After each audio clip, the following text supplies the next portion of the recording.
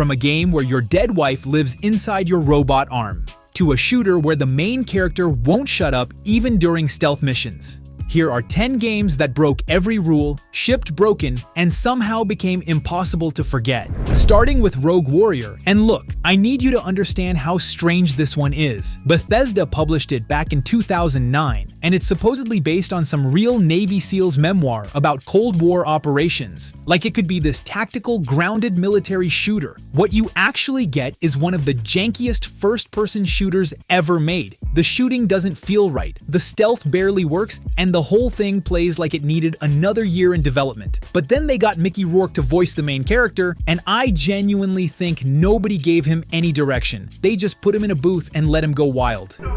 Rock and roll, motherfuckers, rock and roll. Here, hold this for me, you little bitch. Every single action you take, he's got something to say, like you're trying to sneak around real quiet and this guy's just yelling in the middle of it. Doesn't care at all. That mismatch between what the game wants to be and what it actually is, that's kind of the whole charm. There are these melee finishers where the camera switches to third person and you watch him absolutely destroy someone while screaming the most unhinged dialogue you've ever heard in a game. It's not good, but it's unforgettable. If you don't want to play through the whole thing, fair enough. But the compilation videos online of just his voice lines, worth every second. Next at number 9, we've got Ride to Hell, Retribution, and I'm not even joking. This might actually be the worst game ever made. It dropped in 2013, and it was supposed to be this gritty biker revenge thing. Like Vietnam vet comes home, everything goes sideways, and now he's out for payback on a motorcycle. It had the setup to be something like Sons of Anarchy, the game, and then it just completely fell apart. The whole thing feels like it was never finished. The combat is a joke. Everything's stiff, barely responsive. It's like playing a broken tech demo that someone accidentally put on store shelves. And the dialogue? It sounds like it was written by someone who's never heard two human beings talk. As I was asking before, we want to know where the boy here got his cut from. Would be nice to know who you are, too. It's nobody's. It's just a jacket. Every line is awkward and so weirdly delivered that you can't even tell if it's supposed to be serious. And then, the scenes. If you've seen them, you know. If you haven't, imagine two fully clothed people awkwardly bumping into each other while staring into the void, just bad animation and dead eyes. And it happens more than once. It's such a disaster that it ended up becoming a meme. People play it because of how bad it is. Next, at number 8, Bionic Commando from 2009, and this one's hilarious but like, not on purpose. It's supposed to be a sequel to the 1988 classic, but instead of sticking to that, it dives headfirst into peak 2000 edge. Everything's gray, the world's a wreck, and for some reason, you've got dreadlocks now. It's trying so hard to be serious, and that just makes it funnier. Gameplay-wise, it's actually not bad. Swinging around with your robot arm feels kinda awesome once you get into the rhythm. The shooting is fine, nothing crazy but it works. Reviews were super mixed. It's one of those games that isn't great, but also weirdly hard to forget. And then there's the story, specifically the twist. Because at some point, your bionic arm only works because it's powered by the emotional bond you had with your dead wife. No, seriously, they straight up put her consciousness into the arm.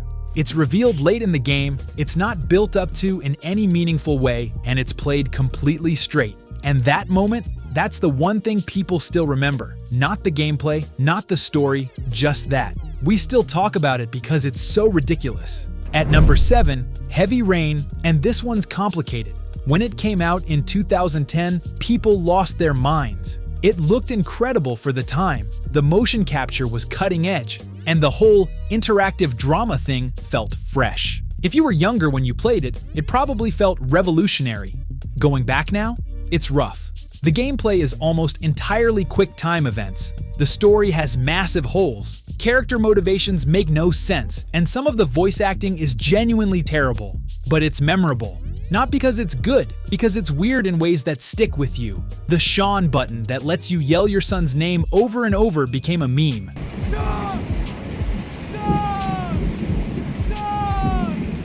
The twist about the killer's identity falls apart if you think about it for 5 seconds. The scene where you fail a chase and just stumble through a market is unintentionally hilarious. David Cage clearly wanted to make something cinematic and serious, and in a lot of ways, he did. But the cracks are so visible now that it's hard to take seriously. It's the kind of game that's fun to replay just to see how silly it actually is. Still, people remember it and talk about it. For a game from 2010 with this many problems, that means something. Maybe not what it intended, but something. Coming in at number 6, The Quiet Man from 2018. And the whole idea behind this game is just nuts. So, Square Enix published this, and the concept sounds pretty cool on paper. You play as a deaf guy in the middle of some crime drama mixed with supernatural stuff. Could have been deep, could have been interesting, but nope. What they actually did was release a game that has almost no audio, like no subtitles, no dialogue text, barely any sound at all. You're just kind of sitting there watching things happen with zero clue what's going on or what anyone's saying.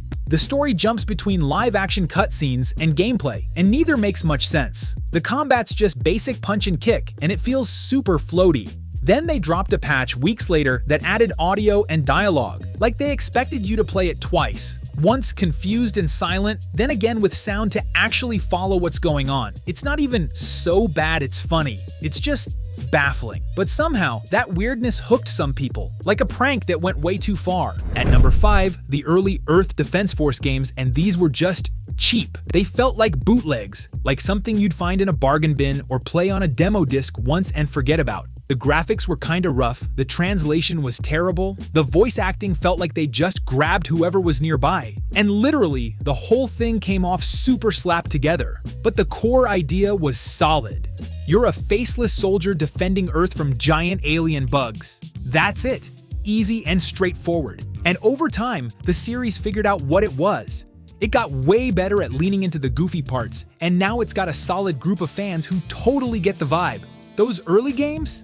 Yeah, they were pretty rough around the edges, but somehow they found their crew. It's kinda nuts how a game that seemed doomed ended up sticking around and growing into something much bigger. It's one of those rare cases where a game that should have disappeared actually found its audience and grew into something bigger. And I'm glad it did, because the series is genuinely fun now. Moving to number 4, 50 Cent Blood on the Sand. And yes, this is a real game that actually happened. The first 50 Cent game was awful. Just completely terrible. So when they announced a sequel where 50 goes to the Middle East to recover a stolen diamond skull, nobody expected much. And somehow it ended up being kind of great. Not in a "this is a masterpiece" way, but in a "this is exactly what it should be" way. It's a straightforward third-person shooter. Cover, shooting, explosions, all the basics. But it's paced really well. The combat feels satisfying, and it knows exactly what kind of game it is. There's an upgrade system, vehicle sections, turret sequences, all the stuff you'd expect from a mid-budget action game.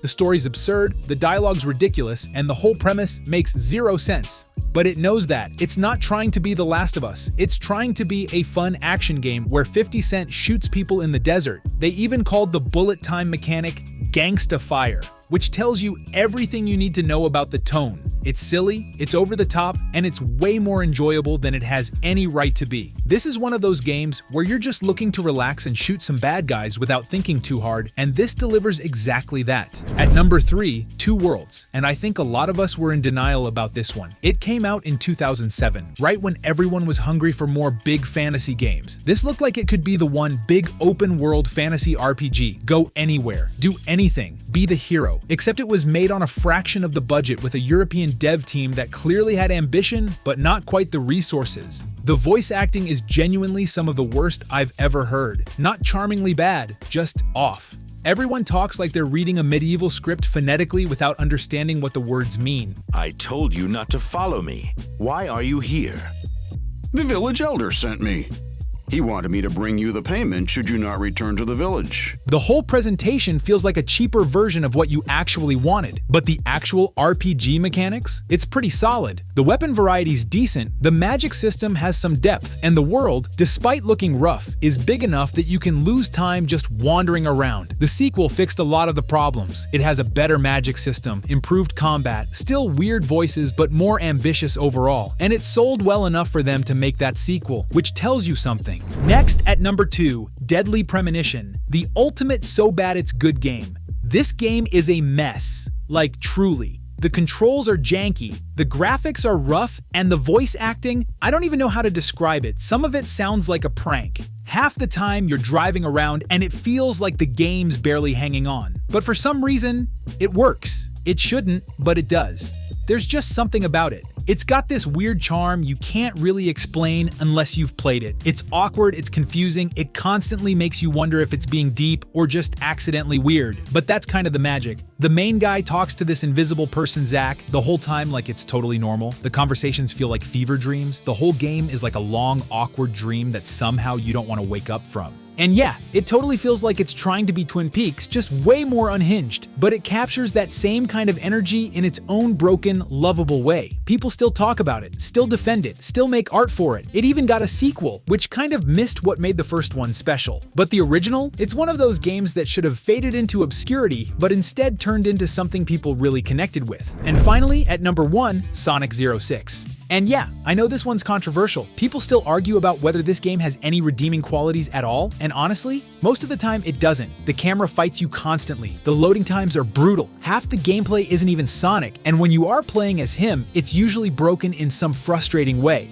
But the reason it's on this list isn't because the gameplay secretly works. It's because the story is so absurdly ambitious and ridiculous that it burned itself into gaming history. So this was supposed to be Sonic's big next-gen reboot, like dark and serious, with some real emotional weight. But instead, there's this scene where Sonic literally kisses a human princess to bring her back to life. That's a real cutscene in a Sonic game. The story gets crazy with time travel, a bunch of characters you play as with their own confusing plots, and this over-the-top anime drama that Sonic Team seemed to think was super deep. It wasn't, but it was memorable. That said, there are bits where you can see they had some interesting ideas. The soundtrack's solid, and some of the levels, if they had worked right, could have been pretty cool. You can see what they were trying to do, even if the execution fell apart completely.